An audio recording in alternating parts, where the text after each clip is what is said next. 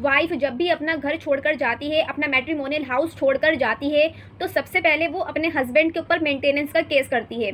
ऐसे में हस्बैंड यही सोचता है कि मेरे ऊपर कितना मेंटेनेंस बंधेगा और ऐसे कौन से तरीके हैं जिससे मैं मेंटेनेंस से बच पाऊँ, क्योंकि मेरी तो कोई गलती नहीं है। वो खुद अपना घर छोड़ के गई है, मैंने उसके ऊपर कोई क्रूरटी नहीं करी है, कोई भी मैंने टॉर्चर नहीं करा है, वो खुद अपनी मर्जी से घर छोड़कर गई है। तो गाइस, इस वीडियो में मैं आपको ऐसे 5 तरीके बताऊंगी जिनके थ्रू आप मेंटेनेंस देने से बच सकते हो। और सो गाइस, मैं एडवोकेट अर्शी मलिक। ऐसे ही लीगल नॉलेज के लिए और कानूनी जानकार बनने के लिए मेरे चैनल को प्लीज़ सब्सक्राइब करें, ताकि मुझे मोटिवेशन मिले और मैं आपके लिए ऐसे ही वीडियोस लाती रहूं। सबसे पहले मैं आपको ये क्लियर कर दूं कि अगर कोई आपको एडवाइस देता है कि अपने मदर फादर से बोल दो कि वो आपको प्रॉपर्टी से बेदखल कर दे, डिसऑन कर दे, जिससे आप मेंटेनेंस देने से बच जाओ, बट गाइस ऐसा कुछ भी नहीं है। ये एक गलतफहमी है, मिसअंडरस्टैंडिंग है, र्यूमर है।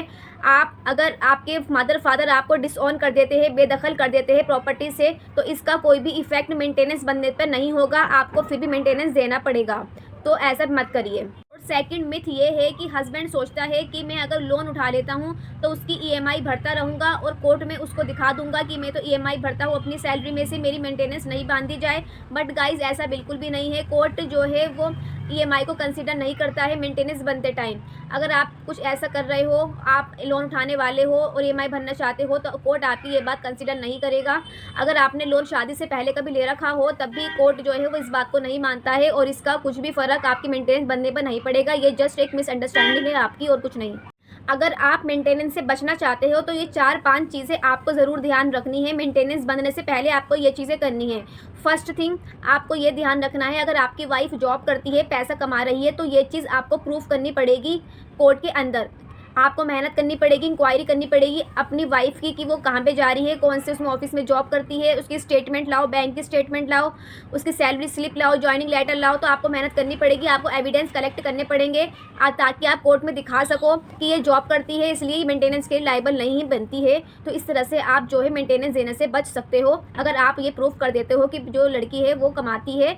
सेकंड कंडीशन ये है मेंटेनेंस से बचने के लिए, अगर आपकी वाइफ एडल्ट्री के अंदर है तो ये चीज़ आपको प्रूफ करनी पड़ेगी। आपको फोटोग्राफ से, वीडियोग्राफ से दिखाकर ये प्रूफ नहीं कर सकते आपकी वो जो है एडल्ट्री में है। आपको कुछ ऐसे अपसीन्स फोटोज दिखाने पड़ेंगे, वीडियोस दिखानी पड़ेगी, जिससे ये दिखे कि हाँ ये लोग जो है वो एडल्ट्री के अंदर है, रिलेशनशिप के अंदर है। ये आपको प्रूफ करना पड़ेगा, आपको एविडेंस कलेक्ट करने पड़ेंगे और यही चीज़ कंसिडर करता है कोर्ट। कोर्ट जो है वो यही कहता है कि अगर वाइफ जो है एडल्ट्री में है तो वो मेंटेनेंस लेने के लिए लायबल नहीं है।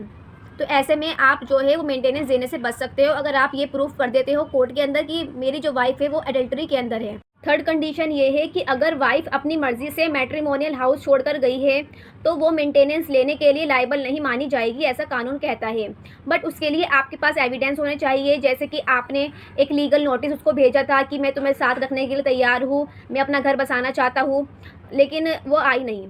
या फिर आपने सेक्शन 9 का केस भी फाइल करा कोर्ट के अंदर कि मैं साथ रखने के लिए तैयार हूँ, तो ये आपके पास एक एविडेंस हो जाएगा कि मैंने तो इसे साथ रखने के लिए सारे एफर्ट्स लगाए हैं, but all are in vain. सब जो है फेल हो चुके हैं, ये आने को तैयार नहीं है, यानी कि ये अपनी मर्जी से नहीं आ रही है, इसलिए मेंटेनेंस के लिए लायबल नहीं है।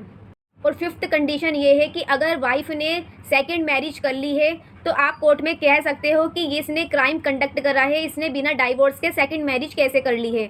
तो ऐसे में एक तरफ तो ये क्राइम कर रही है और दूसरी तरफ ये पैसा मांग रही है, तो ऐसे में मेंटेनेंस लेने के लिए लायबल नहीं मानी जाएगी।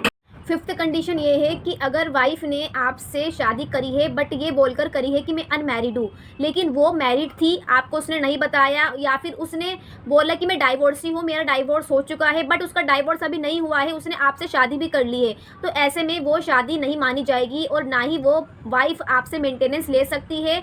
आप इसके लिए सेक्शन 11 का एक केस फाइल करिए कि ये शादी नल एंड वॉइड है, इसकी कोई भी वैलिडिटी नहीं है, अवैध शादी है, तो इसलिए आप जो है इस तरह से बच सकते हो मेंटेनेंस। इन 5 तरीकों के साथ साथ आपको गाइस मेहनत भी करनी पड़ेगी, आपको टाइम भी देना पड़ेगा, आपको एविडेंस कलेक्ट करने पड़ेंगे, सबूत कलेक्ट करने पड़ेंगे, तभी आप मेंटेनेंस देने से बच सकते हो। हाथ पे हाथ रखकर बैठने से आपकी मेंटेनेंस जो है वो बंद जाएगी। इन केस अगर आपकी मेंटेनेंस बंद जाती है तो आप क्या कर सकते हो, ये भी मैं आपको बताती हूँ। मेंटेनेंस ऑर्डर होने के 90 डेज़ के अंदर अंदर आपको हायर कोर्ट के अंदर यानी हाई कोर्ट के अंदर या सेशन कोर्ट के अंदर अपील फाइल करनी है, रिवीजन पेटिशन लगानी है अंडर सेक्शन 401 और 379 सीआरपीसी के तहत कि ये जो मेंटेनेंस बंदी है ये गलत तरीके से बंदी है, ये मुझ पे गलत केस लगाया गया था और ये बहुत ज़्यादा बंदी है। तो आप क्या कर सकते हो, आपको इस पेटिशन के साथ एक स्टे ऑर्डर भी लेना है कि ये जो मुझ पर जो एरियर्स चढ़ रहे हैं, हर मंथली जो मेरा मेंटेनेंस बढ़ता जा रहा है, इसके ऊपर स्टे लगाया जाए तो आपको स्टे भी मिल जाएगा। अगर आप रिवीजन पेटिशन लगा देते हो हाई कोर्ट के अंदर या सेशन कोर्ट के अंदर तो आप जो है मेंटेनेंस देने से बच सकते हो, ये भी एक तरीका होता है। तो गाइज़, अगर आपको मेरी वीडियोस अच्छी लगी तो प्लीज़ मेरे चैनल को सब्सक्राइब करें ताकि मुझे मोटिवेशन मिलता रहे।